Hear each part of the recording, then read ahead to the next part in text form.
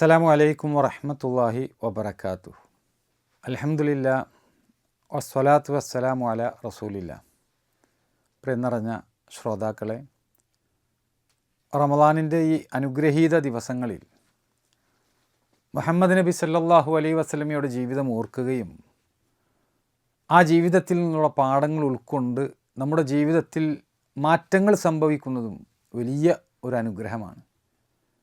അത്തരമൊരു സൗഭാഗ്യം നമുക്കേവർക്കും അല്ലാഹു സുബ്ഹാനഹു വ തആല നൽകി നമ്മെ അനുഗ്രഹിക്കട്ടെ.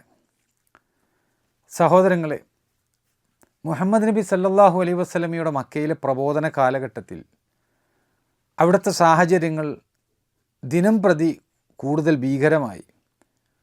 ഇസ്ലാം സ്വീകരിച്ചവർക്കെതിരെ ഖുറൈശികൾ നടപ്പിലാക്കിയ പീഡനങ്ങളും ക്രൂരതകളും അതിര് കടക്കാൻ തുടങ്ങി. ദുർബലരായ പ്രവാചകൻ്റെ അനുയായികൾ അടിക്കുകയും ഉപദ്രവിക്കുകയും ചെയ്തു. ചിലരെ പട്ടിണിക്കിട്ട് കഷ്ടപ്പെടുത്തി, ചിലരെ ചൂടേറ്റ മണലിൽ കിടത്തിക്കൊണ്ട് അവർ പീഡിപ്പിച്ചു. ഈ സംഭവങ്ങളെല്ലാം നടക്കുന്നത് മുഹമ്മദ് നബി സല്ലല്ലാഹു അലൈഹി വസല്ലമയുടെ കൺമുമ്പിലാണ്. തൻ്റെ പ്രിയപ്പെട്ട അനുചരന്മാർ അള്ളാഹുവിൽ യഥാവിധി വിശ്വസിച്ചു എന്നതിൻ്റെ പേരിൽ അവർക്ക് സഹിക്കേണ്ടി വരുന്ന വേദനകൾ പ്രവാചകൻ നേരിട്ട് കാണുകയായിരുന്നു. എന്നാൽ അന്നത്തെ സാഹചര്യത്തിൽ അവരെ സംരക്ഷിക്കാൻ ഒരു പ്രായോഗിക മാർഗം മുഹമ്മദ് നബി സല്ലല്ലാഹു അലൈഹി വസല്ലമയുടെ കൈവശമുണ്ടായിരുന്നില്ല. അധികാരവും സൈനിക ശക്തിയും ഒന്നുമില്ലാത്ത അവസ്ഥയായിരുന്നു പ്രവാചകൻ്റേത്. സ്വന്തം അനുചരന്മാർ ഇങ്ങനെ പീഡിക്കപ്പെടുന്നത് കാണുമ്പോൾ ഒരു പിതാവിൻ്റെ ഹൃദയം പോലെ വേദനിക്കുന്ന ഒരു ഹൃദയമായിരുന്നു മുഹമ്മദ് നബി സല്ലല്ലാഹു അലൈഹി വസല്ലമയുടേത്. എങ്കിലും അദ്ദേഹം അവരെ നിരാശപ്പെടുത്തുകയോ അവരുടെ വിശ്വാസം തളരാൻ അനുവദിക്കുകയോ ചെയ്തില്ല. അത്തരമൊരു സാഹചര്യത്തിലാണ് മുഹമ്മദ് നബി സല്ലല്ലാഹു അലൈഹി വസല്ലമ തൻ്റെ അനുചരന്മാരുടെ സുരക്ഷയെക്കുറിച്ച് ആലോചിക്കുന്നത്. ഒടുവിൽ അവരുടെ വിശ്വാസവും അവരുടെ ജീവനും സംരക്ഷിക്കാൻ വേണ്ടി ഒരു മാർഗം പ്രവാചകൻ തിരഞ്ഞെടുത്തു. അതായിരുന്നു അബിസീനിയയിലേക്കുള്ള പലായനം. ഇമാം ബൈഹഖി രേഖപ്പെടുത്തിയ ഒരു റിപ്പോർട്ടിൽ കാണാം, മുഹമ്മദ് നബി സല്ലല്ലാഹു അലൈഹി വസല്ലമ അവരോട് പറയുന്നുണ്ട്, നിങ്ങൾ അബിസീനിയയിലേക്ക് പോയിക്കൊള്ളുക. അവിടെ ഒരു രാജാവുണ്ട്. അദ്ദേഹത്തിൻ്റെ അടുക്കൽ ആരും അന്യായമായി ആക്രമിക്കപ്പെടുകയില്ല. അതുകൊണ്ട് നിങ്ങൾ അദ്ദേഹത്തിൻ്റെ രാജ്യത്തേക്ക് പോവുകയും നിങ്ങളിപ്പോൾ അനുഭവിക്കുന്ന അവസ്ഥയിൽ നിന്ന് അള്ളാഹു നിങ്ങൾക്കൊരു വിശാലതയും രക്ഷാമാർഗവും നൽകുന്നത് വരെ അവിടെ തുടരുകയും ചെയ്യുക എന്ന് പ്രവാചകൻ അവരോട് നിർദ്ദേശിച്ചു. പ്രവാചകൻ്റെ ഈ വാക്കുകൾ അത് വെറും ഒരു യാത്രയുടെ നിർദ്ദേശം മാത്രമായിരുന്നില്ല, അതൊരു രക്ഷാമാർഗത്തിൻ്റെ വാതിൽ തുറക്കലായിരുന്നു. സ്വന്തം ജന്മനാടായ മക്കയെ വിട്ട് അന്യദേശത്തേക്ക് പോകുന്നത് അത്ര എളുപ്പമുള്ള കാര്യമല്ല. മക്കയിൽ അവരുടെ വീടുകളും കുടുംബങ്ങളും ബന്ധുക്കളും ഓർമ്മകളും ഒക്കെ ഉണ്ടായിരുന്നു. എങ്കിലും വിശ്വാസം സംരക്ഷിക്കുന്നതിന് വേണ്ടി അതെല്ലാം ഉപേക്ഷിച്ചു കൊണ്ടുപോകാൻ അവർ തയ്യാറായി. ഇങ്ങനെ മുഹമ്മദ് നബി സല്ലല്ലാഹു അലൈഹി വസല്ലമയുടെ നിർദ്ദേശപ്രകാരം ഇസ്ലാമിൻ്റെ ചരിത്രത്തിലെ ആദ്യത്തെ ഹിജറയുടെ അഥവാ ആദ്യത്തെ പലായനത്തിൻ്റെ അധ്യായം അവിടെ ആരംഭിച്ചു. മുസ്ലിങ്ങൾ അവരുടെ വിശ്വാസം കാത്തു സൂക്ഷിക്കുന്നതിന് വേണ്ടി സ്വന്തം നാടിനെയും സ്വന്തം ബന്ധുക്കളെയും ഒക്കെ വിട്ട് ഒരു അന്യദേശത്തേക്ക് യാത്ര തിരിക്കാൻ അവർ തീരുമാനിച്ചു. അതൊരു സാധാരണ യാത്രയല്ലായിരുന്നു, അത് ഈമാനിൻ്റെ യാത്രയായിരുന്നു. അള്ളാഹുവിൽ പൂർണ്ണമായ വിശ്വാസമുറപ്പിച്ചുകൊണ്ട് ഭാവി എന്തായിരിക്കുമെന്ന് പോലും അറിയാതെ അവർ മുന്നോട്ട് നീങ്ങി. അവരുടെ ഹൃദയങ്ങളിൽ ഒരു വേദനയുണ്ടായിരുന്നു, സ്വന്തം നാട് വിട്ടു പോകേണ്ടി വരുന്ന ഒരു വേദന. എന്നാൽ അതിനേക്കാൾ വലിയ രൂപത്തിൽ അവരുടെ മനസ്സിൽ സന്തോഷവും ഉറച്ച വിശ്വാസവും ഉണ്ടായിരുന്നു. അള്ളാഹുവിൻ്റെ മതം സംരക്ഷിക്കപ്പെടണമെന്ന ഉറച്ച തീരുമാനത്തിൻ്റെ സന്തോഷം. അതുകൊണ്ടാണ് പ്രവാചകൻ്റെ അനുചരന്മാർ സർവ്വതും ഉപേക്ഷിച്ചുകൊണ്ട് വിശ്വാസത്തിൻ്റെ ആ വഴി തിരഞ്ഞെടുത്തത്, അബിസീനിയയിലേക്കുള്ള ആ ചരിത്രപരമായ യാത്രക്ക് ആരംഭം കുറിച്ചത്. മുഹമ്മദ് നബി സല്ലല്ലാഹു അലൈഹി വസല്ലമയുടെ നിർദ്ദേശപ്രകാരം അങ്ങനെ ആ അനുചരന്മാർ അബിസീനിയയിലേക്ക് പുറപ്പെടാൻ തയ്യാറായി.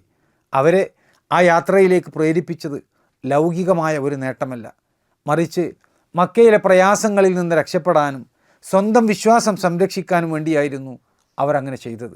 സ്വന്തം നാടും വീടും ബന്ധുക്കളും സമ്പത്തും ഇതെല്ലാം ഉപേക്ഷിച്ച് തങ്ങൾ സ്വീകരിച്ച വിശ്വാസം കാത്തു സൂക്ഷിക്കുന്നതിന് വേണ്ടി ഒരു അന്യദേശത്തേക്ക് പോകേണ്ടി വന്നത് അവരുടെ ഈമാനിൻ്റെ മഹത്തായ തെളിവാണ്. ഇസ്ലാമിക ചരിത്രത്തിൽ ആദ്യത്തെ ഹിജറ എന്ന നിലയിൽ അബിസീനിയയിലേക്കുള്ള ഈ ഒരു പലായനം അത് പ്രത്യേകമായി പരിഗണിക്കപ്പെടുന്ന ഒന്നാണ്. ഈ യാത്രയിൽ പ്രവാചകൻ്റെ പ്രമുഖരായ പല അനുചരന്മാരും പങ്കെടുത്തിരുന്നു. അവരിൽ ഉസ്മാൻ ബിൻ അഫ്ഫാൻ റളിയല്ലാഹു അൻഹുവും അദ്ദേഹത്തിൻ്റെ ഭാര്യയായ മുഹമ്മദ് നബി സല്ലല്ലാഹു അലൈഹി വസല്ലമയുടെ മകളായ റുഖിയ റളിയല്ലാഹു അൻഹയുമുണ്ട്. അബ്ദുറഹ്മാൻ ബിൻ ഔഫ് റളിയല്ലാഹു അൻഹു, അബൂ ഹുദൈഫ റളിയല്ലാഹു അൻഹു തുടങ്ങിയവരുണ്ട്. ഉത്ബ ഇബ്നു റബീഅ റളിയല്ലാഹു അൻഹു, അദ്ദേഹത്തിൻ്റെ ഭാര്യയായ സഹല ബിൻത് സുഹൈൽ ഇബ്നു അംർ റളിയല്ലാഹു അൻഹയുമുണ്ട്. അബൂ സലമ ഇബ്നു അബ്ദുൽ അസദ് റളിയല്ലാഹു അൻഹുവും അദ്ദേഹത്തിൻ്റെ ഭാര്യയായ ഉമ്മു സലമ റളിയല്ലാഹു അൻഹയുമുണ്ട്. ഉസ്മാൻ ഇബ്നു മൽഊൻ റളിയല്ലാഹു അൻഹു ഉണ്ട്. ആമിർ ഇബ്നു റബീഅ റളിയല്ലാഹു അൻഹു, അദ്ദേഹത്തിൻ്റെ ഭാര്യയായ ലൈല ബിൻത് അബി ഹസ്മ റളിയല്ലാഹു അൻഹയുമുണ്ട്. അങ്ങനെ നിരവധി പ്രവാചക അനുചരന്മാർ ഈ ആദ്യത്തെ പലായനത്തിൽ അബിസീനിയയിലേക്ക് പോയവരിലുണ്ട്.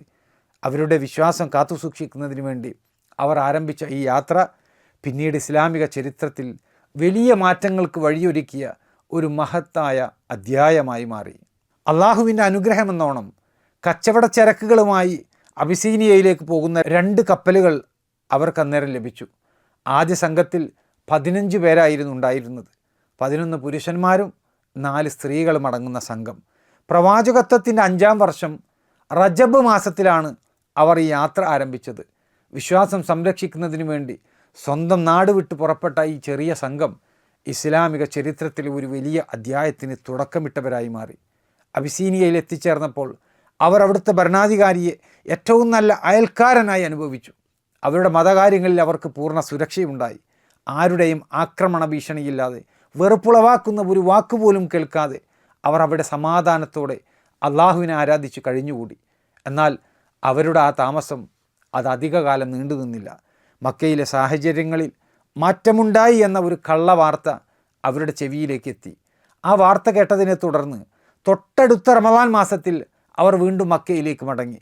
പക്ഷേ മക്കയിലേക്ക് മടങ്ങിയെത്തിയപ്പോൾ അവരെ കാത്തിരുന്നത് വീണ്ടും അതേ പഴയ സാഹചര്യങ്ങളായിരുന്നു. ഖുറൈശികളുടെ വൈര്യവും അവരുടെ പീഡനങ്ങളും വീണ്ടും ശക്തമായി അനുഭവിക്കേണ്ടി വന്നു.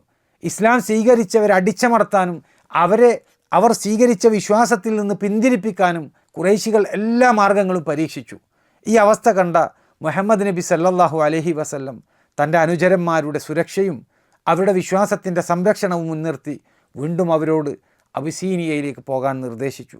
അങ്ങനെ 2-ാം തവണയും ഒരു വലിയ സംഘം അബിസീനിയയിലേക്ക് ഹിജറ പോകാൻ തീരുമാനിച്ചു. ഈ തവണ സംഘത്തിൻ്റെ എണ്ണം വളരെ കൂടുതലായിരുന്നു. ഏകദേശം 83 പുരുഷന്മാരും 18 സ്ത്രീകളും ഈ യാത്രയിൽ പങ്കെടുത്തു. വിശ്വാസം കാത്തു സൂക്ഷിക്കുവാൻ വേണ്ടി സ്വന്തം നാടും വീടും ബന്ധുക്കളും സമ്പത്തും ഒക്കെ വിട്ട് അവർ വീണ്ടും ഒരു അന്യദേശത്തേക്ക് യാത്ര തിരിച്ചു. മുസ്ലിങ്ങൾ കൂട്ടത്തോടെ അബിസീനിയയിലേക്ക് പോയ വിവരം ഖുറൈശി നേതാക്കൾ അറിഞ്ഞപ്പോൾ അവർ അതിനെ അതീവ ഗൗരവത്തോടെ കണ്ടു. മുസ്ലിങ്ങൾ അവിടെ സുരക്ഷിതമായി താമസിക്കുന്നത് തങ്ങൾക്കൊരു വലിയ ഭീഷണിയായി മാറും എന്നവർ കരുതി. അതിനാൽ അവരെ തിരിച്ചു കൊണ്ടുവരാൻ ഖുറൈശികൾ ഒരു പദ്ധതി ഒരുക്കി. അതിൻ്റെ ഭാഗമായി അവരുടെ ഭാഗത്തു നിന്ന് അംർ ഇബ്നുൽ ആസിനെയും അബ്ദുല്ല ഇബ്നു അബി റബാഇയെയും അബിസീനിയയിലേക്ക് അയച്ചു. അവർ വെറും കൈയോടെ പോകാതെ അബിസീനിയയുടെ ഭരണാധികാരിയായ നജാശി രാജാവിനും അവിടുത്തെ മറ്റു ഇതര നേതാക്കൾക്കും നൽകാൻ വേണ്ടി നിരവധി വിലപ്പെട്ട സമ്മാനങ്ങളുമായിട്ടാണ് അവർ അബിസീനിയയിലേക്ക് പുറപ്പെട്ടത്. അവരുടെ ലക്ഷ്യം വ്യക്തമായിരുന്നു. ക്രിസ്ത്യാനിയായിരുന്ന നജാശിയുടെ സഹകരണം തേടണം. അവിടെ എത്തിയ മുസ്ലിങ്ങൾ തിരിച്ചും മക്കയിലേക്ക് കൊണ്ടുപോവുകയും വേണം. എന്നാൽ പിന്നീട് അവിടെ നടന്ന സംഭവങ്ങൾ ഇസ്ലാമിക ചരിത്രത്തിലെ വളരെ ശ്രദ്ധേയമായ ഒരു അധ്യായമായി മാറി. ഖുറൈശികൾ അബിസീനിയയിലെത്തിയപ്പോൾ അവർ ആദ്യമായി അവിടുത്തെ ക്രിസ്ത്യൻ പുരോഹിതന്മാരെ കാണാനും അവരെ പ്രീണിപ്പിക്കാനും അവരുടെ ശുപാർശയുടെ തണലിൽ അവരുടെ കാര്യങ്ങൾ നേടിയെടുക്കുവാനുമാണ് അവർ ആലോചിച്ചത്. അവർ പുരോഹിതന്മാർക്ക് വിലപിടിച്ച സമ്മാനങ്ങൾ നൽകി. ഇസ്ലാമിനെയും മുഹമ്മദ് നബി സല്ലല്ലാഹു അലൈഹി വസല്ലമയെയും കുറിച്ച് ആ പുരോഹിതന്മാരെ അവർ തെറ്റിദ്ധരിപ്പിച്ചു, വശീകരിച്ചു. അവർ മുഖേന നജാശിയുമായി ഒരു സംഭാഷണത്തിന് സന്ദർഭമൊരുക്കുകയും ചെയ്തു. നജാശിയുടെ കൊട്ടാരത്തിൽ മതപുരോഹിതന്മാരും ഭരണ നേതാക്കളും നിറഞ്ഞു നിൽക്കുന്ന ഒരു സദസ്സിൽ ഖുറൈശി പ്രതിനിധികൾ കടന്നു വന്നു. വിശാലമായ ആ സദസ്സിൽ ജഅഫർ റളിയല്ലാഹു അൻഹുവിൻ്റെ നേതൃത്വത്തിൽ മുസ്ലിം അഭയാർത്ഥികളും ഇരിക്കുന്നുണ്ട്. അംർ ഇബ്നുൽ ആസ് അവിടെ പറഞ്ഞു തുടങ്ങി, വന്യരായ ചക്രവർത്തി, ഞങ്ങളുടെ നാട്ടിൽ നിന്ന് ചില കഥയില്ലാത്ത മനുഷ്യന്മാർ ഇവിടെ അഭയം തേടിയെത്തിയിട്ടുണ്ട്. അവർ അവരുടെ പൂർവിക മതം സ്വീകരിച്ചിട്ടില്ല. നമുക്ക് അപരിചിതമായ ഒരു പുതിയ കള്ളത്തരമാണ് അവർ അവലംബിച്ചിരിക്കുന്നത്. അവരെ അവരുടെ സ്വന്തം ദേശത്തേക്ക് തിരിച്ചു കൊണ്ടുപോകാൻ വേണ്ടി അവരുടെ ഉറ്റവരും ഉടയവരുമായ ഞങ്ങളുടെ നാട്ടിലെ കാര്യഗൗരവമുള്ളവർ ഞങ്ങളെ ഇങ്ങോട്ട് അയച്ചതാണ്. അതിന് അങ്ങയുടെ സമ്മതവും അങ്ങയുടെ സഹായവും ഞങ്ങൾ പ്രതീക്ഷിക്കുന്നു. ഇത് കേട്ട രാജാവ് അഭയാർത്ഥികളോട് ചോദിച്ചു, നിങ്ങൾ അവലംബിച്ച പുതിയ മതം അത് ഏതാണ്? അന്നേരം അവരിൽ നിന്ന് ജാഫർ റളിയല്ലാഹു അൻഹു എഴുന്നേറ്റ് നിന്നു. തങ്ങൾക്ക് സംരക്ഷണം നൽകിയ ആ രാജാവിൻ്റെ മുഖത്തേക്ക് വളരെ വിനയത്തോടു കൂടി നോക്കിക്കൊണ്ട് അദ്ദേഹം വിശദീകരണം ആരംഭിച്ചു. ബഹുമാനപ്പെട്ട രാജാവേ, ഞങ്ങൾ മുമ്പ് അജ്ഞതയിലായിരുന്നു, വിഗ്രഹങ്ങൾ ആരാധിക്കുന്നവരായിരുന്നു, ഞങ്ങൾ ശവം ഭക്ഷിക്കുന്നവരായിരുന്നു, ഞങ്ങൾ എല്ലാ തിന്മകളും ഞങ്ങൾ ചെയ്തിരുന്നു, കുടുംബ ബന്ധങ്ങൾ ഞങ്ങൾ മുറിച്ചിരുന്നു, അയൽവാസികളോട് മോശമായി പെരുമാറിയിരുന്നു, ശക്തന്മാർ ദുർബലരെ ചൂഷണം ചെയ്യുന്ന അവസ്ഥയിലായിരുന്നു ഞങ്ങളുണ്ടായിരുന്നത്. അത്തരമൊരു സാഹചര്യത്തിലാണ് അള്ളാഹു ഞങ്ങളിൽപ്പെട്ട ഒരാളെ തന്നെ പ്രവാചകനായി നിയോഗിക്കുന്നത്. അദ്ദേഹത്തിൻ്റെ പരമ്പരയും സത്യസന്ധതയും വിശ്വാസതയും ജീവിത ചരിത്രവും അതെല്ലാം ഞങ്ങൾക്ക് നന്നായി അറിയാം. അദ്ദേഹം ഞങ്ങളെ അള്ളാഹുവിൻ്റെ ഏകത്വത്തിലേക്ക് ക്ഷണിച്ചു. അള്ളാഹുവിനെ മാത്രം ആരാധിക്കണമെന്നും നമ്മുടെ പിതാക്കന്മാർ ആരാധിച്ചിരുന്ന കല്ലുകളെയും വിഗ്രഹങ്ങളെയും ഒക്കെ ഉപേക്ഷിക്കണമെന്നും അദ്ദേഹം ഞങ്ങളെ ഉപദേശിച്ചു. സത്യം മാത്രം പറയാനും കരാറുകൾ പാലിക്കാനും കുടുംബബന്ധം മാനിക്കാനും അയൽവാസിയെ സ്നേഹിക്കാനും അക്രമങ്ങളിൽ നിന്നും മറ്റു നിഷിദ്ധ കാര്യങ്ങളിൽ നിന്നും അകന്നു നിൽക്കാനും അദ്ദേഹം ഞങ്ങളെ ഉപദേശിച്ചു. കള്ളസത്യം ചെയ്യുക, അനാഥകളുടെ സമ്പത്ത് ഭക്ഷിക്കുക, നിരപരാധികളായ സ്ത്രീകളെ പഴി പറയുക, ഇതെല്ലാം കഠിനമായ അപരാധമാണ് എന്ന് അദ്ദേഹം ഞങ്ങളെ പഠിപ്പിച്ചു. ഇവയെല്ലാം ഞങ്ങൾ അംഗീകരിക്കുകയും അദ്ദേഹത്തിൽ വിശ്വസിക്കുകയും അദ്ദേഹത്തെ പിന്തുടരുകയും ചെയ്യുന്നു. ഇത് കാരണം ഞങ്ങളുടെ നാട്ടുകാർ ഞങ്ങളെ ദ്രോഹിക്കുകയാണ്. ഏകദൈവ വിശ്വാസത്തിൽ നിന്ന് പിന്തിരിഞ്ഞ് വീണ്ടും ഞങ്ങളെ ബഹുദൈവ ആരാധനയിലേക്ക് മടങ്ങാൻ അവർ നിർബന്ധിക്കുകയാണ്. അതിനുവേണ്ടി അസഹ്യമായി ഞങ്ങളെ അവർ മർദ്ദിക്കുകയാണ്. ആ പ്രയാസം സഹിക്കവയ്യാതെയാണ് ഞങ്ങൾ ഇങ്ങോട്ട് വന്നത്. നിങ്ങളുടെ സംരക്ഷണയിൽ ഞങ്ങൾ ആക്രമിക്കപ്പെടുകയില്ല എന്ന് ആ ഒരു പ്രതീക്ഷയോടെ ഞങ്ങളിവിടെ എത്തിയത്. ജാഫർ റളിയല്ലാഹു അൻഹുവിൻ്റെ ഈ ഒരു ഉജ്ജ്വലമായ വിശദീകരണം കേട്ട രാജാവ് ചോദിച്ചു, നിങ്ങളുടെ പ്രവാചകന് അവതീർണമായ വല്ല ദൈവിക സൂക്തങ്ങളും നിങ്ങൾക്കറിയുമോ എന്ന്. ജാഫർ റളിയല്ലാഹു അൻഹു പറഞ്ഞു, അറിയാം. രാജാവ് അത് ഓതിക്കൽപ്പിക്കാൻ ആവശ്യപ്പെട്ടു. അന്നേരം ജാഫർ റളിയല്ലാഹു അൻഹു വളരെ വശ്യമായ ശൈലിയിൽ ഭയഭക്തിയോടുകൂടി പരിശുദ്ധ ഖുർആനിലെ 19-ാമത്തെ അധ്യായമായ സൂറത്ത് മറിയമിലെ ഏതാനും ചില സൂക്തങ്ങൾ ഓതിക്കൽപ്പിച്ചു. പരിശുദ്ധ ഖുർആനിൻ്റെ മാസ്മരിക ശക്തി ആ രാജാവിനെ പിടികൂടി. അദ്ദേഹത്തിൻ്റെ കണ്ണുകൾ നിറഞ്ഞൊഴുകി. ഖുറൈശി പ്രതിനിധികളുടെ നേർക്ക് തിരിഞ്ഞുകൊണ്ട് അന്നേരം ആ രാജാവ് പറഞ്ഞു, ഇത് തന്നെയാണ് യേശുവും ജനങ്ങളെ ഓതിക്കേൽപ്പിച്ചിരുന്നത്. ഒരേ ഉറവയിൽ നിന്നാണ് അത് രണ്ടിൻ്റെയും ഉത്ഭവം. നിങ്ങൾക്ക് പോകാം, ഈ അഭയാർത്ഥികളെ ഞാൻ ഒരിക്കലും വിട്ടുതരികയില്ല. ഖുറൈശികൾ നിരാശരായി തൽക്കാലം കൊട്ടാരത്തിൽ നിന്ന് ഇറങ്ങിയെങ്കിലും പുതിയൊരു കുതന്ത്രം അവർ നെയ്തെടുത്തു. ക്രിസ്ത്യാനിയായ രാജാവിനെ മുസ്ലിങ്ങൾക്കെതിരിൽ അരിശം പിടിപ്പിക്കാനുള്ള ഒരു മാർഗമായിരുന്നു അവർ പുതുതായി കണ്ടെത്തിയത്. അടുത്ത ദിവസം നജ്ജാശിയുടെ കൊട്ടാരത്തിൽ ചെന്ന് അദ്ദേഹത്തോട് അവർ പറഞ്ഞു, മഹാരാജാവേ, അങ്ങയുടെ പ്രവാചകനായ യേശുവിനെക്കുറിച്ച് ഇവരുടെ അഭിപ്രായം പിഴച്ചതും അബദ്ധജടിലവുമാണ്. യേശു നമ്മെപ്പോലെ ഒരു സാധാരണ മനുഷ്യനാണ് എന്നാണ് മുഹമ്മദും അനുയായികളും ജൽപ്പിക്കുന്നത്. ഇത് കേട്ട നജ്ജാശി രാജാവ് വീണ്ടും മുസ്ലിം അഭയാർത്ഥികളെ വിളിപ്പിച്ചു. ജാഫർ റളിയല്ലാഹു അൻഹുവിനോട് യേശുവിനെക്കുറിച്ച് നിങ്ങളുടെ അഭിപ്രായം എന്താണ് എന്ന് ചോദിച്ചു. ജാഫർ റളിയല്ലാഹു അൻഹു പറഞ്ഞു, ഞങ്ങളുടെ പ്രവാചകന് ഈ വിഷയസംബന്ധമായ ദിവ്യ സന്ദേശം ലഭിച്ചിട്ടുണ്ട്. അത് തന്നെയാണ് ഞങ്ങളുടെയും ഈ വിഷയത്തിലുള്ള അഭിപ്രായം. അതായത് ഈസാ അലൈഹിസ്സലാം അഥവാ യേശു ക്രിസ്തു അള്ളാഹുവിൻ്റെ അടിമയും പ്രവാചകനുമാകുന്നു. കന്യകയായ മറിയമിന് അള്ളാഹു നൽകിയ പരിശുദ്ധാത്മാവും അവൻ്റെ വചനവുമാകുന്നു. ഇത് കേട്ട രാജാവ് മുസ്ലിങ്ങളോട് പറഞ്ഞു, അതാകുന്നു സത്യം. നിങ്ങൾ പോകൂ, നിങ്ങൾ എൻ്റെ രാജ്യത്ത് നിർഭയരാണ്, സ്വതന്ത്രരാണ്. നിങ്ങളോട് അക്രമം പ്രവർത്തിക്കുന്നവർക്ക് തക്കതായ ശിക്ഷ ലഭിക്കുന്നതായിരിക്കും. ഇത് പറഞ്ഞതിന് ശേഷം നജ്ജാശി രാജാവ് ഖുറൈശി പ്രതിനിധികളോട് പറഞ്ഞു, നിങ്ങളുടെ സമ്മാനങ്ങൾ എനിക്ക് ആവശ്യമില്ല, നിങ്ങൾക്ക് തിരിച്ചു പോകാം. അങ്ങനെ അവർ രണ്ടുപേരും ഇളിഭ്യരായിക്കൊണ്ട് മക്കയിലേക്ക് മടങ്ങി. മുസ്ലിങ്ങൾക്കാകട്ടെ അബിസീനിയയിൽ സുരക്ഷിതമായി താമസിക്കാൻ അവസരം ലഭിക്കുകയും ചെയ്തു. അങ്ങനെ അവിടെ അവർ സമാധാനത്തോടെ അള്ളാഹുവിനെ മാത്രം ആരാധിച്ചുകൊണ്ട് മതത്തിൽ ഉറച്ചു നിന്നുകൊണ്ട് അവരുടെ ജീവിതം നയിച്ചു. ഈ ഹിജ്റയിലൂടെയും അള്ളാഹു പ്രവാചകൻ്റെ അനുചരന്മാരെ പരീക്ഷിക്കുകയായിരുന്നു. സ്വന്തം നാടും സമ്പത്തും ബന്ധുക്കളും സന്താനങ്ങളും ഒക്കെ വിട്ട് അള്ളാഹുവിൻ്റെ മാർഗത്തിൽ നിലകൊള്ളാൻ അവർ തയ്യാറാണോ എന്നതായിരുന്നു ആ പരീക്ഷണം. ആ പരീക്ഷണത്തിൽ അവർ വിജയിച്ചു. അള്ളാഹുവിൻ്റെ മാർഗത്തിൽ അവർ ലൗകിക സൗകര്യങ്ങളെല്ലാം ഉപേക്ഷിച്ചുകൊണ്ട് അള്ളാഹുവിൻ്റെ മാർഗം തന്നെ അവർ തിരഞ്ഞെടുത്തു. മുസ്ലിങ്ങളുടെ അബിസീനിയയിലേക്കുള്ള ഈ ഒരു ഹിജ്റ മക്കയിലെ ബഹുദൈവ ആരാധകർക്കിടയിൽ വലിയ ചലനം സൃഷ്ടിച്ചു. അബിസീനിയയിൽ നിന്നും മുസ്ലിങ്ങളെ തിരിച്ചു കൊണ്ടുവരാനുള്ള എല്ലാ ശ്രമങ്ങളും പരാജയപ്പെട്ടപ്പോൾ ഹിജ്റ പോയവർ അവിടെ അള്ളാഹു സുബ്ഹാനഹു വ തആല ഉദ്ദേശിച്ച കാലം വരെ സമാധാനത്തോടു കൂടി താമസിച്ചു. പിന്നീട് മുഹമ്മദ് നബി സല്ലല്ലാഹു അലൈഹി വസല്ലം മദീനയിലേക്ക് പലായനം ചെയ്തതിന് ശേഷമാണ് അവരിൽ ചില ആളുകൾ മടങ്ങി വന്നത്.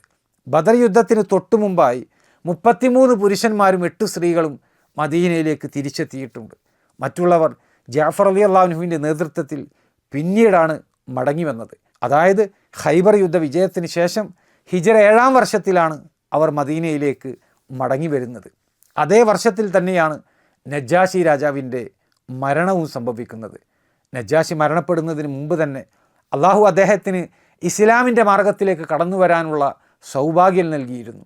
നജ്ജാശി ഇസ്ലാം സ്വീകരിച്ചതായി മുഹമ്മദ് നബി സല്ലല്ലാഹു അലൈഹി വസല്ലമക്ക് ദിവ്യ സന്ദേശം ലഭിച്ചു. അതുകൊണ്ട് മുഹമ്മദ് നബി സല്ലല്ലാഹു അലൈഹി വസല്ലം മദീനയിൽ വെച്ചുകൊണ്ട് അദ്ദേഹത്തിന് വേണ്ടി മയ്യത്ത് നമസ്കരിക്കുകയും ചെയ്തു. ഇത് ഇമാം ബുഖാരിയും ഇമാം മുസ്ലിമും ഒക്കെ രേഖപ്പെടുത്തിയ ഹദീസിൽ നമുക്ക് കാണാൻ സാധിക്കുന്നതാണ്. അങ്ങനെ അബിസീനിയയിലേക്കുള്ള ഹിജ്റ ഇസ്ലാമിക ചരിത്രത്തിൽ വിശ്വാസത്തിൻ്റെയും ത്യാഗത്തിൻ്റെയും അതുല്യമായ ഉദാഹരണമായി മാറി. ഇതിൽ നിന്ന് നമുക്ക് നിരവധി പാഠങ്ങൾ പഠിക്കാനുണ്ട്. ആദ്യം മനസ്സിലാക്കേണ്ടത് മുഹമ്മദ് നബി സല്ലല്ലാഹു അലൈഹി വസല്ലം തൻ്റെ അനുചരന്മാരോട് പലായനം ചെയ്യാൻ പറഞ്ഞപ്പോൾ അവർക്കായി തിരഞ്ഞെടുത്തത് അബിസീനിയയാണ്. അന്ന് അവിടുത്തെ ഭരണാധികാരി ഒരു ക്രിസ്ത്യാനിയായ നജ്ജാശി രാജാവായിരുന്നു. എങ്കിലും അദ്ദേഹം നീതിമാനാണ് എന്നും അവിടെ എത്തുന്നവരെ ആരും അന്യായമായി ആക്രമിക്കുകയില്ല എന്നും മുഹമ്മദ് നബി സല്ലല്ലാഹു അലൈഹി വസല്ലം പറഞ്ഞു കൊടുത്തു. അതുകൊണ്ടാണ് അവരോട് അബിസീനിയയിലേക്ക് ഹിജ്റ ചെയ്യാൻ പ്രവാചകൻ നിർദ്ദേശിച്ചത്. ഇതിൽ നിന്ന് മനസ്സിലാകുന്നത് ഒരു സമൂഹത്തിന് അത്യാവശ്യമായത് നീതി നിലനിൽക്കുന്ന അന്തരീക്ഷമാണ്. മതം വ്യത്യസ്തമായിരുന്നാലും നീതിയുള്ള ഭരണാധികാരിയുടെ കീഴിൽ മനുഷ്യർക്ക് സമാധാനത്തോടു കൂടി ജീവിക്കാൻ കഴിയുമെന്ന് ഈ സംഭവം വ്യക്തമാക്കുന്നുണ്ട്. രണ്ടാമത്തെ വലിയ പാഠം പ്രവാചകൻ്റെ അനുചരന്മാരുടെ അനുസരണമാണ്. മുഹമ്മദ് നബി സല്ലല്ലാഹു അലൈഹി വസല്ലം ഒരു കാര്യം അവരോട് നിർദ്ദേശിച്ചപ്പോൾ അവരതിനെ ചോദ്യം ചെയ്തില്ല. അവർ അവിടെ വാദിച്ചില്ല. സ്വന്തം നാടും കുടുംബവും സമ്പത്തും ഉപേക്ഷിക്കേണ്ടി വന്നാലും അവർ അതിനെ സന്തോഷത്തോടെ സ്വീകരിച്ചു. അവർക്ക് മുമ്പിൽ ഉണ്ടായിരുന്നത് അന്യദേശവും അനിശ്ചിതത്വവുമാണ്. എങ്കിലും അള്ളാഹുവിലും അവൻ്റെ ദൂതനിലുമുള്ള വിശ്വാസം കൊണ്ട് അവർ ആ യാത്രക്ക് തയ്യാറായി. ഇത് മുഹമ്മദ് നബി സല്ലല്ലാഹു അലൈഹി വസല്ലമയോടുള്ള അവരുടെ അചഞ്ചലമായ അനുസരണവും വിശ്വാസവും വ്യക്തമാക്കുന്ന ഒരു കാര്യമാണ്. മൂന്നാമത്തെ കാര്യം, ഈ സംഭവം നമ്മെ പഠിപ്പിക്കുന്നത് മുസ്ലിങ്ങളുടെ മനസ്സിലെ സമാധാനവും സഹിഷ്ണുതയുമാണ്. അബിസീനിയയിലെത്തിയപ്പോഴോ അതിനു മുമ്പോ മുസ്ലിങ്ങൾ ആരെയും ആക്രമിച്ചിട്ടില്ല, ആരെയും അവർ ഉപദ്രവിച്ചിട്ടില്ല. അവർ സമാധാനത്തോടെ തങ്ങളുടെ മതം മുറുകെ പിടിച്ചുകൊണ്ട് ജീവിക്കുകയാണ് ചെയ്തത്. എന്നാൽ മറുവശത്ത് ബഹുദൈവ വിശ്വാസികളായ ഖുറൈശികൾ, അവരുടെ മനസ്സ് വിദ്വേഷവും അസൂയയും നിറഞ്ഞതായിരുന്നു. മുസ്ലിങ്ങൾ മറ്റൊരു നാട്ടിൽ സമാധാനത്തോടു കൂടി ജീവിക്കുന്നത് പോലും അവർക്ക് സഹിക്കാൻ സാധിച്ചില്ല. അതുകൊണ്ടാണ് അവരെ തിരിച്ചു കൊണ്ടുവരാൻ അവർ ഗൂഢാലോചന നടത്തിയത്. ഇതിൽ നിന്ന് നമുക്ക് മനസ്സിലാക്കാൻ സാധിക്കും, ഇസ്ലാം സമാധാനത്തിൻ്റെ മതമാണ്. പക്ഷെ അതിൻ്റെ ശത്രുക്കളുടെ മനസ്സ് പലപ്പോഴും അശാന്തിയും വൈര്യവുമാണ് സൃഷ്ടിച്ചു കൊണ്ടിരിക്കുന്നത്. സഹോദരങ്ങളെ, ഇതിനെല്ലാം പുറമെ മറ്റൊരു പ്രധാനപ്പെട്ട പാഠം, അത് മതവിശ്വാസത്തിൻ്റെ ഭാഗമായുള്ള ത്യാഗമാണ്. പ്രവാചകൻ്റെ അനുചരന്മാർക്ക് മക്കയിൽ വീടുകളും ബന്ധുക്കളും സമ്പത്തുമൊക്കെ ഉണ്ടായിരുന്നു. എങ്കിലും അവരുടെ വിശ്വാസം സംരക്ഷിക്കാൻ ഒരു ആവശ്യം വന്നപ്പോൾ അതിനുവേണ്ടി അവർ അതെല്ലാം ഉപേക്ഷിക്കാൻ തയ്യാറായി. ഇന്നത്തെ കാലത്ത് ചെറിയ ബുദ്ധിമുട്ടുകൾ വന്നാൽ പോലും മതത്തിൽ വിട്ടുവീഴ്ച ചെയ്യാൻ തയ്യാറാകുന്ന ആളുകളുണ്ട്. എന്നാൽ പ്രവാചകൻ്റെ അനുചരന്മാർ അവർ വിശ്വാസ സംരക്ഷണത്തിന് വേണ്ടി നാടും സമ്പത്തും സൗകര്യങ്ങളുമൊക്കെ ഉപേക്ഷിച്ച ആളുകളാണ്. അതുപോലെ തന്നെ നമുക്ക് കാണാൻ സാധിക്കുന്ന മറ്റൊന്ന് പ്രവാചക ശിഷ്യന്മാരുടെ അർപ്പണബോധമാണ്. അള്ളാഹുവിൽ പൂർണ്ണമായും വരമേൽപ്പിച്ചുകൊണ്ടാണ് അവർ അബിസീനിയയിലേക്ക് പലായനം ചെയ്യുന്നത്. അവർ യാത്ര തിരിക്കുമ്പോൾ അവരുടെ ഭാവി എന്തായിരിക്കുമെന്ന് അവർക്കറിയില്ലായിരുന്നു. എന്നാൽ അള്ളാഹുവിലുള്ള വിശ്വാസം അത് മുറുകെ പിടിച്ചുകൊണ്ട് അവർ മുന്നോട്ട് നീങ്ങി. അതിൻ്റെ ഫലമായി അള്ളാഹു സുബ്ഹാനഹു വ തആല അവർക്ക് അബിസീനിയയിൽ സുരക്ഷയും സമാധാനവും ഒരുക്കി കൊടുത്തു. ഇനി മറ്റൊരു പ്രധാനപ്പെട്ട പാഠം, അത് സത്യസന്ധമായ പ്രബോധനത്തിൻ്റെ വിജയമാണ്, രീതിയാണ്. ജാഫർ ബിൻ അബി താലിബ് റളിയല്ലാഹു അൻഹു നജ്ജാശിയുടെ മുമ്പിൽ നടത്തിയ സംസാരം അത് കേവലം ഒരു രാഷ്ട്രീയവാദമല്ല, മറിച്ച് സത്യത്തിൻ്റെ വ്യക്തമായ അവതരണമായിരുന്നു അദ്ദേഹം നടത്തിയത്. അതിൻ്റെ ഫലമായി നജ്ജാശി രാജാവിൻ്റെ ഹൃദയം സത്യം അംഗീകരിക്കാൻ തയ്യാറായി. പിന്നീട് അദ്ദേഹം ഇസ്ലാം സ്വീകരിച്ചു. ഇതിലൂടെ നമുക്ക് മനസ്സിലാകുന്നത്, ഒരു കാര്യം സത്യസന്ധമായി അവതരിപ്പിക്കുമ്പോൾ വക്രതയില്ലാത്ത ഹൃദയങ്ങളെ അത് സ്പർശിക്കും എന്നുള്ളതാണ്. സഹോദരങ്ങളെ, ഈ വിഷയത്തിൽ അവസാനമായി പറയാനുള്ളത്, അബിസീനിയയിലേക്കുള്ള പലായനം അതൊരു ചരിത്ര സംഭവം മാത്രമല്ല, അത് വിശ്വാസത്തിൻ്റെയും ത്യാഗത്തിൻ്റെയും അനുസരണത്തിൻ്റെയും ഒക്കെ സമാധാനത്തിൻ്റെയും ഒക്കെ ഒരു മഹത്തായ മാതൃകയാണ്. പ്രവാചകൻ്റെ അനുചരന്മാർ കാണിച്ച ഈ ഒരു വഴിയാണ് പിന്നീട് ഇസ്ലാമിൻ്റെ വിജയത്തിന് അടിത്തറയായിട്ടുള്ളത്. അതുകൊണ്ട് ഈ ചരിത്രം നമ്മെ ഓർമ്മിപ്പിക്കുന്ന ഒരു വലിയ സത്യമുണ്ട്. മതവിശ്വാസത്തിന് വേണ്ടി ത്യാഗം ചെയ്യുന്നവരെയും സത്യത്തിൽ ഉറച്ചു നിൽക്കുന്നവരെയും അള്ളാഹു ഒരിക്കലും ഉപേക്ഷിക്കുകയില്ല. ഏത് പ്രതിസന്ധികൾ വന്നാലും ക്ഷമയോടുകൂടി വിശ്വാസത്തോടുകൂടി നിലകൊള്ളുന്ന ആളുകൾക്കാണ് അവസാനം വിജയം ലഭിക്കുന്നത്. അതാണ് അബിസീനിയയിലേക്കുള്ള ഹിജറ നമ്മെ പഠിപ്പിക്കുന്ന ഏറ്റവും വലിയ പാഠം. വസല്ലല്ലാഹു വസല്ലമ വബാറക അലാ നബിയിന മുഹമ്മദിൻ വഅലാ ആലിഹി വസഹ്ബിഹി അജ്മഈൻ വൽഹംദുലില്ലാഹി റബ്ബിൽ ആലമീൻ.